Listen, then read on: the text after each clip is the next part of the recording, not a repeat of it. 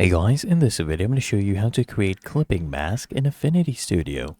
The first thing I want you to do is actually come here at the top panel, click on Pixel Studio, and then here in the left hand panel I want you to go ahead and select the selection brush tool.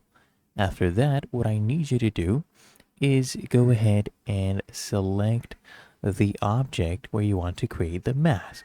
Or let's say I want to go ahead and do it for this background outside the lighting bolt.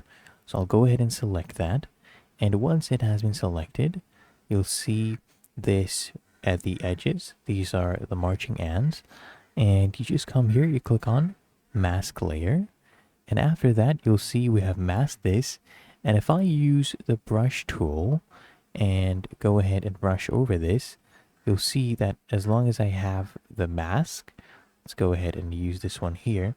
As long as I have the mask, you'll see I cannot go ahead and paint inside here, only on this selection. Then I can toggle this one off as well.